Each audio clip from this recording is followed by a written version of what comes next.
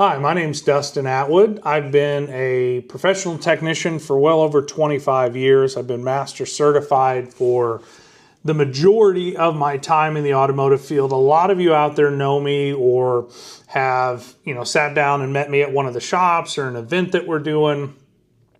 And I always try and keep things real. I think I messed up the podcast this Monday, but I try and spend about 30 minutes with you guys each Monday morning.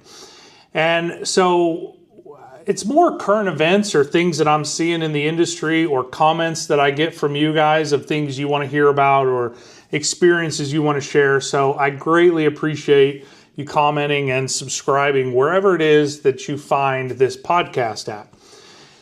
But what I've got going on right now, or what I'm seeing a lot of, we have just come through a big graduation year for a lot of folks that are about my age. I'm 40 years old this year. I'll be 41 in a few months. We had kids in our household graduate high school, get their associate's degree, and get their bachelor's degree all this year, as well as we've got another one that is just turned 16 not that long ago. And so as I talk to a lot of people in my age group, or sometimes I'm talking maybe to, the grandparents of whoever it is at the shop level, they're looking for a good vehicle. They're trying to figure out what's good options for the budget, teaching their kids or grandkids how to drive. And that's a big, deep subject. And so I want to talk about two things today. One, I want to talk about some of the vehicles I would and I would not buy and why. But I also want to kind of take a step back, kind of in memory lane, if you will, and go through some of the vehicles that I've owned over the years, whether they were good, bad.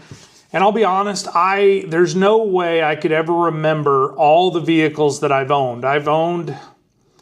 It's definitely above 1,000 vehicles probably since I started, working on cars and driving.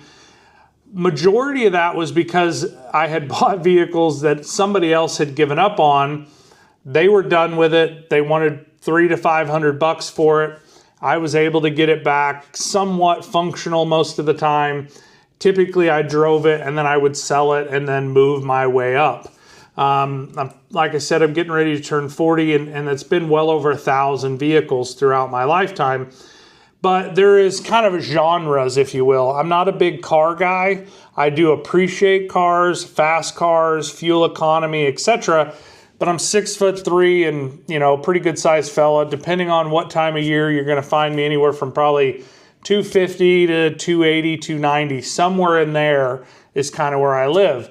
And so I don't particularly like cars, as well as my lifestyle typically doesn't allow for a car to be a functional. Most of the time I have a trailer hooked to it. It's loaded down with tools for whatever job I'm doing. There's different kinds of deals that I picked up. I picked up a generator that didn't work, a tiller that didn't work. I fix it, I use it, I sell it, I give it away. I have a problem. So if there is a support group out there that I need to be involved with, I probably need to get on board. But that doesn't mean I'm going to change. This is who I am, and I love fixing things. And so early on for me, I bet is similar to you guys. You could get a square body Chevy or an OBS Ford, or you could get a real Dodge. And I'm going to talk about Dodge here in a little bit. I throw a lot of stones at Dodge, but I'll clarify that in a little bit because my son is the one that I'm teaching to drive right now. He is 16. He's on his permit.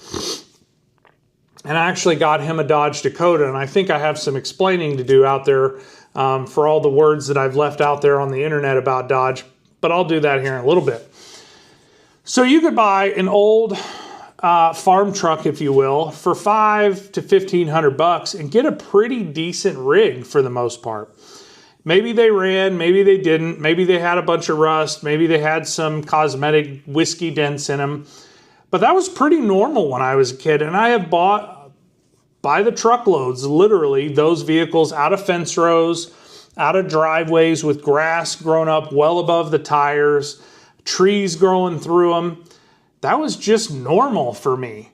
And it still is. I buy a lot of vehicles at auction now, but that's still a normal thing, but you got to look and hunt harder.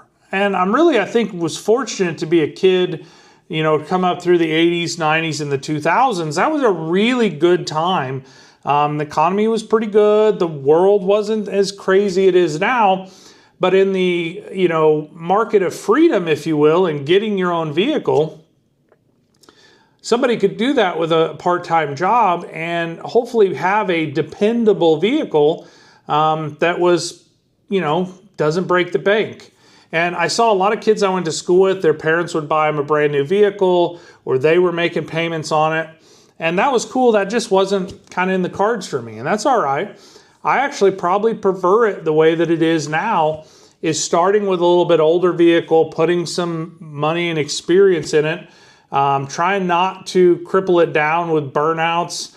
I know there's still a video out there floating around, somebody's got it, of me participating in I don't know if it was a senior skip day, but we bailed out of school. We found us a back road where nobody could call the cops, and I ruined a lot of pretty good tires doing it that way, and it was a lot of fun. I don't really see kids doing that much anymore. There's probably some out there. I see a lot of them interested in those OBS body style. OBS is old body style, in case you don't know what that term is. Vehicles out there, but they're not $500 anymore. Some of these kids I see at high school with my kids, they're paying 5, 6, 8, 10, 20 grand for those vehicles that were $1,500. And I had owned a bunch of them and sold them for $1,500.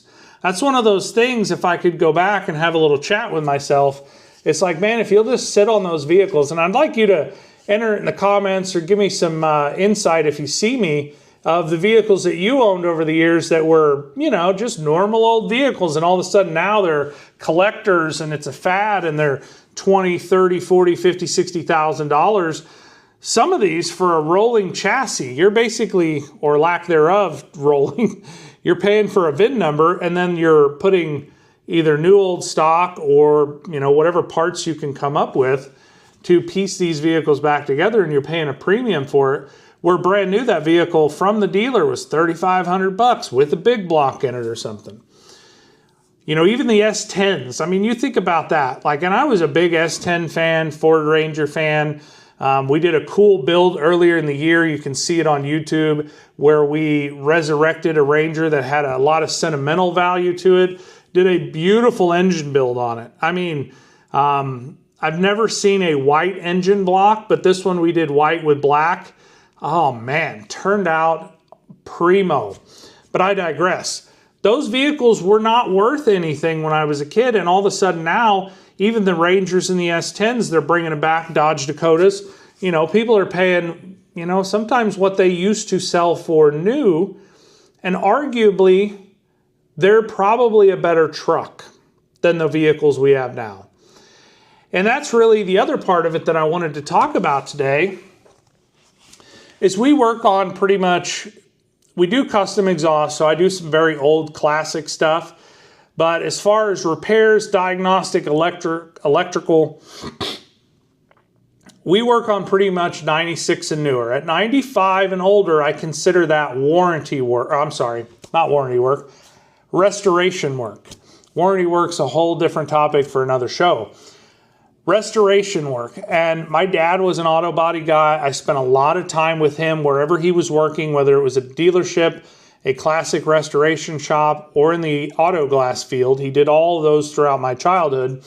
And I was a big part of his labor force, as well as that gave me a lot of experience that I don't find a lot of other guys out there that come into the industry that have a broad range of skills like that.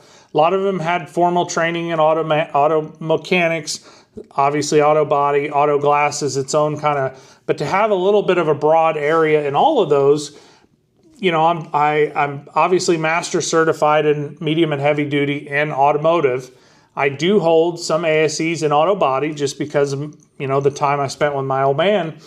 So that allows me to have a pretty broad idea about what it takes to do a complete repair.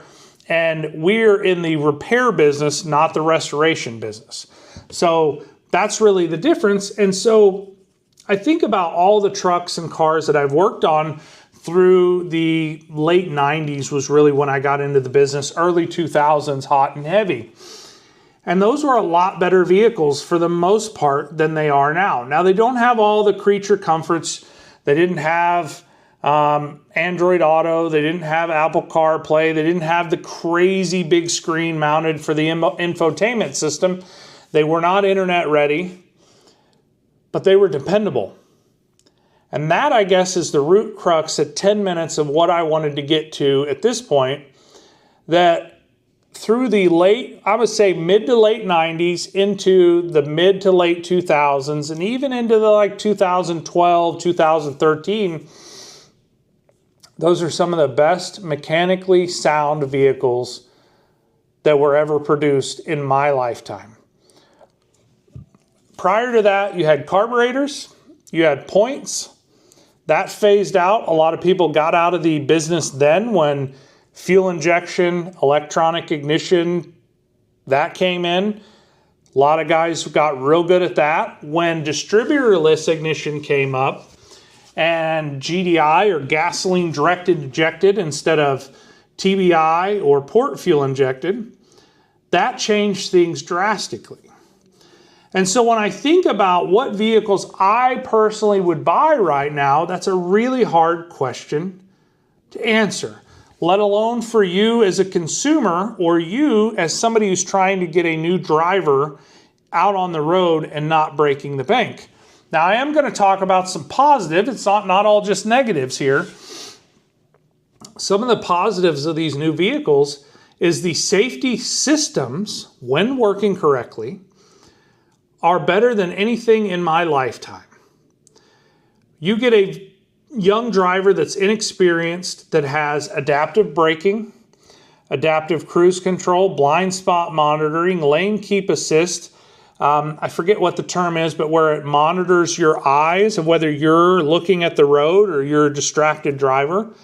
We didn't have any of those things. We barely had seat belts, okay? Let alone airbags and then all of the technology that I talked about. Now, that technology is not necessarily a bad thing in any sense of the word. When it's working correctly, it's amazing what it'll do. Anybody that's out there that has adaptive cruise or lane keep assist or even the autonomous driving function, that's the hot topic of the day, basically a self-driving car is what autonomous is. I'm going to have to work on those in my career because I have a lot more years before I can hang up my wrenches. And I love what I do.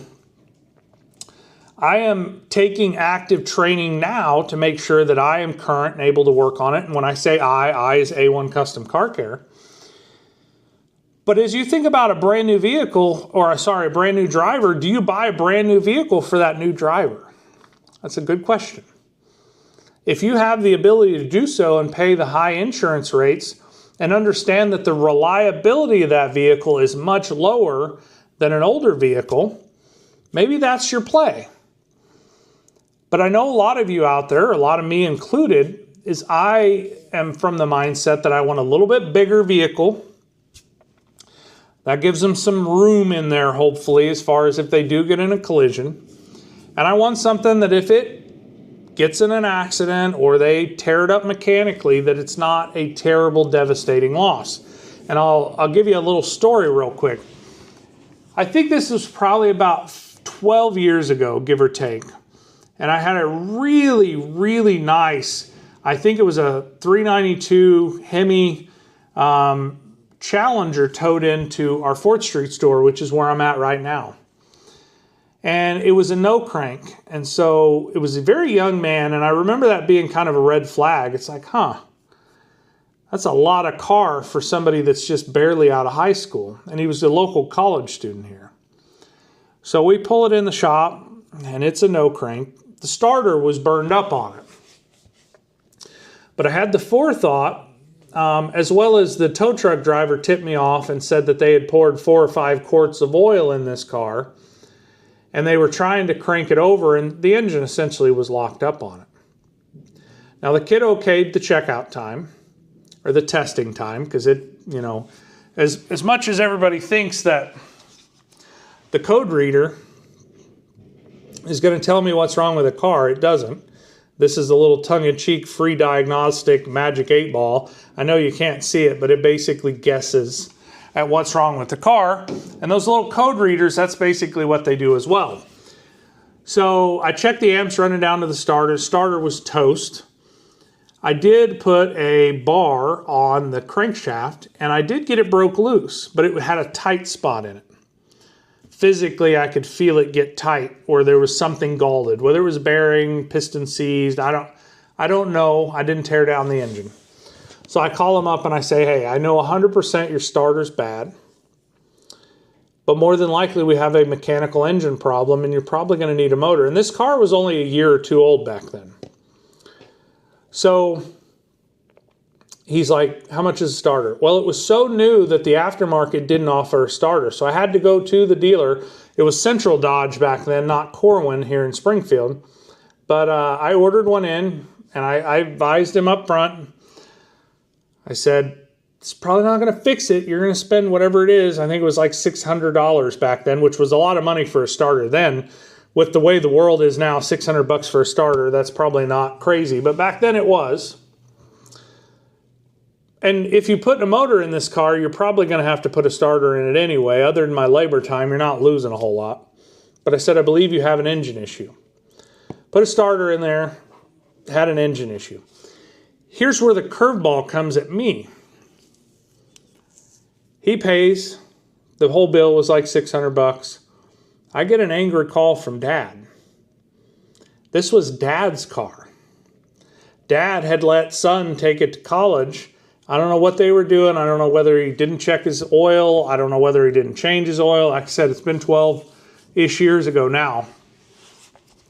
And Dad's hot and heavy at me for putting a $600 deal. And I said, look, he was my customer at the point. He had your credit card. You've obviously given him authorization. I agree, this is a bad spot to be in for both of us. And you can be upset at me all you want. But the bottom line is your boy put us both in a bad spot. And I feel for you. And so when I kind of had just a heart-to-heart, I let him just unload on me. He's finally like, you know what? That's where this lies. Whether you call fault, blame, whatever, it lies with him. He borrowed the car. Whatever happened to the car, he didn't tell me. He tried to get himself out of it. I'm sure if I had fixed it for $600, he'd have explained it away. But the bottom line is he had exhausted every resource before he went back to Dad and said, hey, I'm in trouble and I messed up probably 10, 15 grand. I don't know what it cost to put a motor in that thing back then. Like I said, it was a very new car.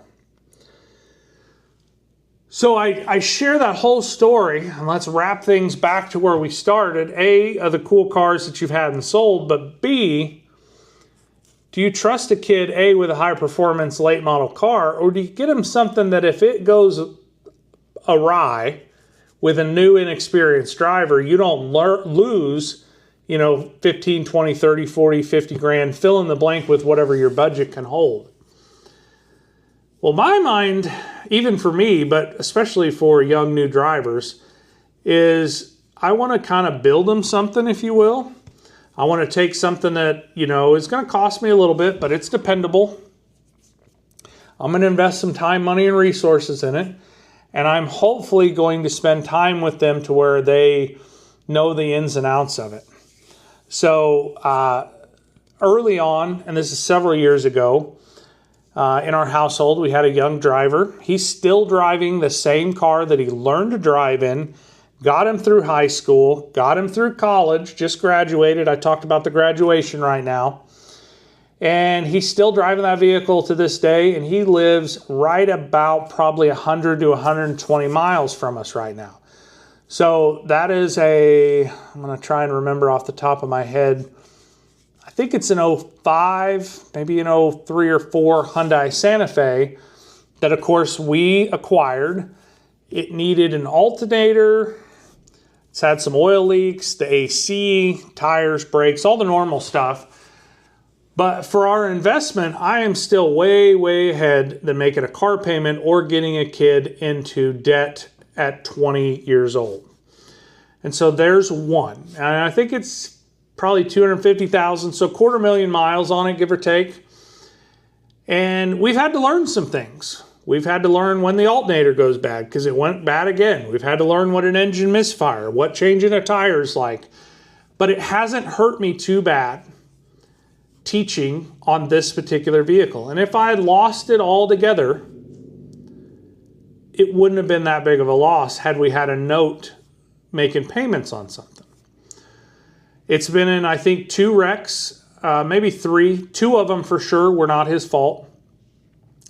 The third one that just ran off the road, didn't really party foul. We had to put a new bumper and kind of grill stuff in it.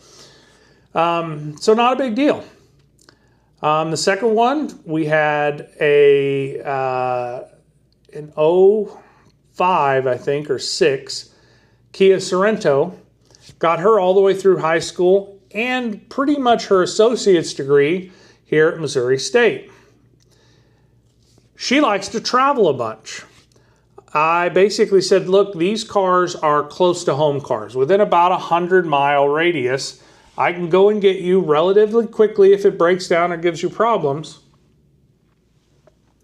And I can get you back and get you fixed. Now, we had to learn the same thing. Tires, brakes, engine misfires, check engine lights, coolant leaks. So that was what I considered a good training car. Now, I realize I do a lot of the repairs or all of the repairs myself. It still costs me money and it still costs me time. And the older I get, the more I value the time. So this is not free repairs. So just because I can fix it doesn't mean that, you can fix your cars, whatever. It's just as costly for me to do it than it is because I'm trading time for money just like everybody else is.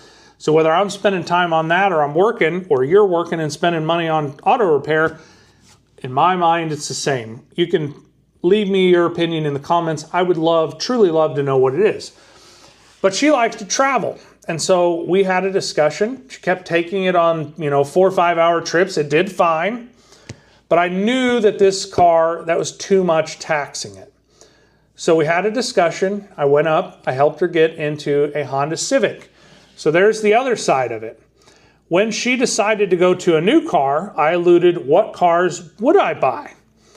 And I told her, look, you can buy a Honda or a Toyota, or if you want to buy something else, I'm not helping you.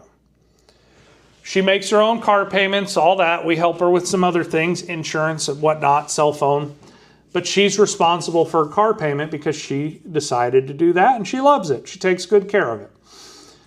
But I told her, if you buy something that I do not approve in, I am not helping you.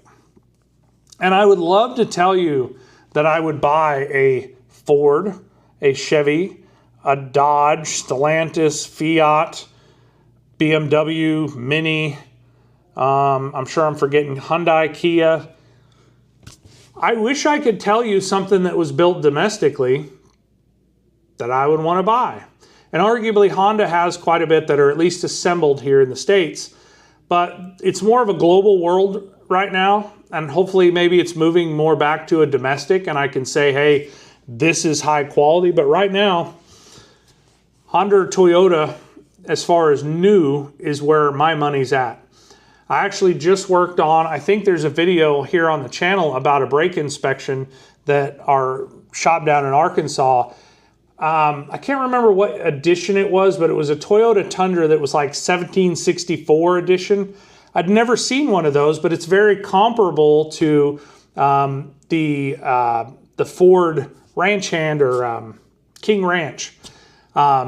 Basically, it's named after or dedicated to the ranch that it sits on down in Texas. So that is assembled here in the States, where you look at Ford and Chevy, a lot of theirs is Canada, Mexico, and anywhere else they can outsource it to. But I digress. I want to get back to what we're talking about. So we went down. I've got I'm going to say a friend, a strong acquaintance at least, at the local Honda dealer. And we test drove and looked over 2 or 3 cars. We did buy a used one. It's a couple years old. And it's been a great car. I don't think she's had it quite a year yet. But if I'm buying something late model, like 2015 on up, I think this was a 22 or 23 Honda Civic, I'm buying a Honda or Toyota.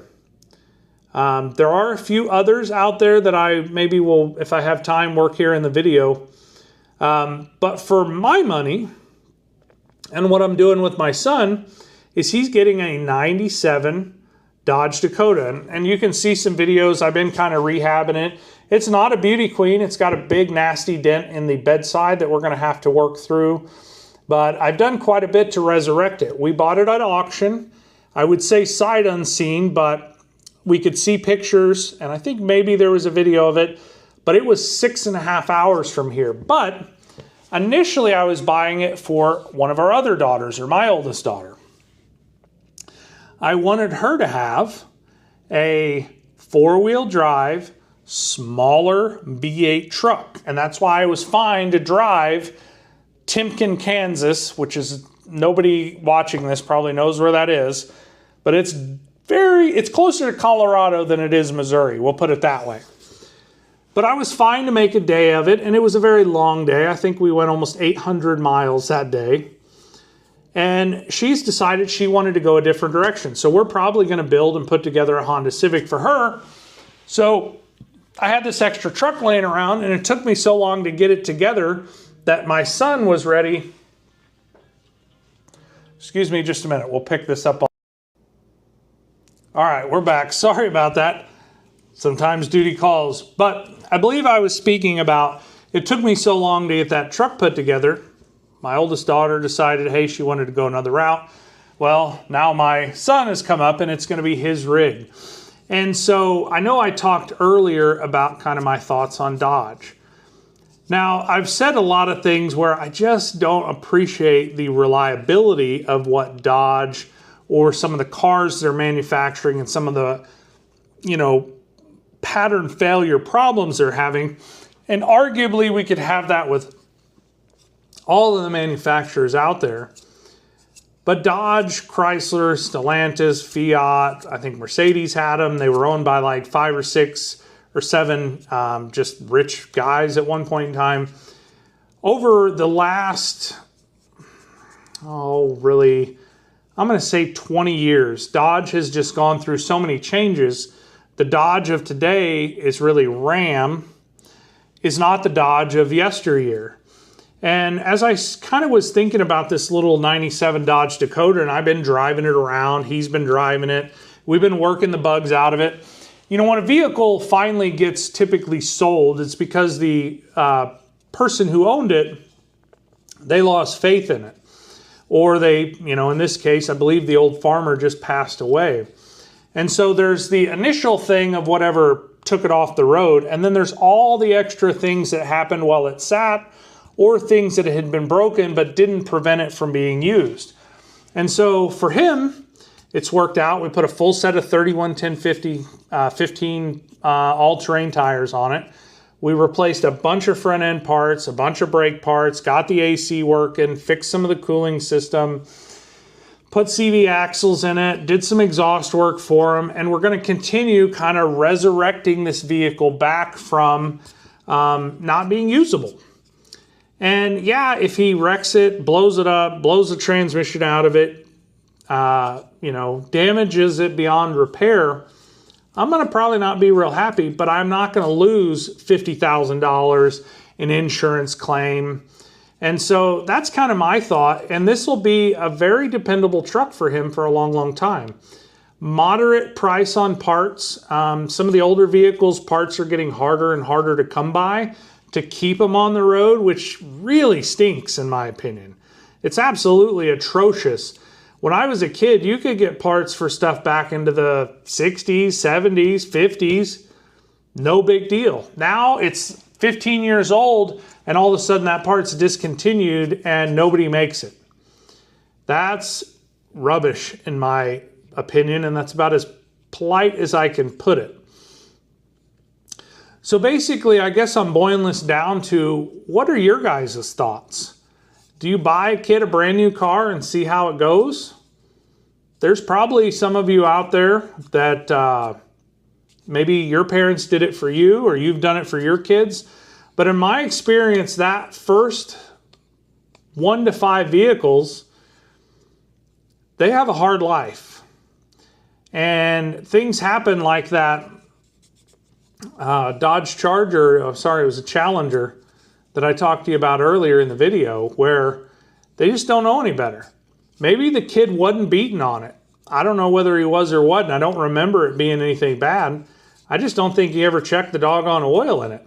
You blow up one engine on your dime, I guarantee you're going to think about getting the oil changed and checking the oil a little bit more often.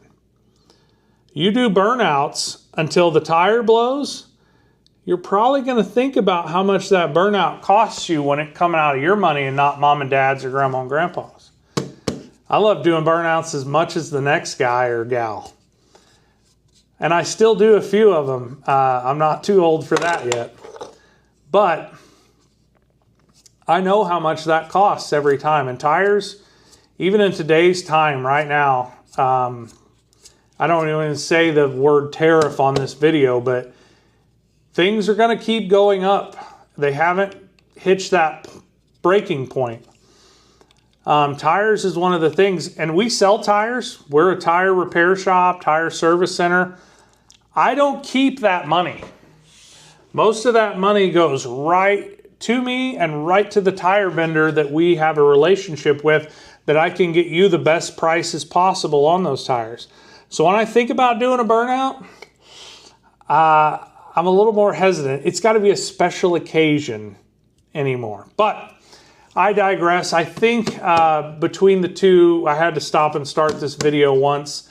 I'm going to assume we're getting close to 30 minutes.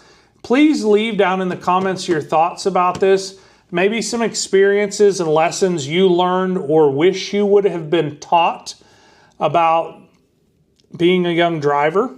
Some of the consequences about maybe things you didn't know, checking the oil, etc., checking air pressure on tires, running out of gas, all those. I'd love to hear your feedback, because maybe it helps me, maybe it helps somebody else in the comments. But thanks for hanging out with me. I really enjoy spending time with you guys.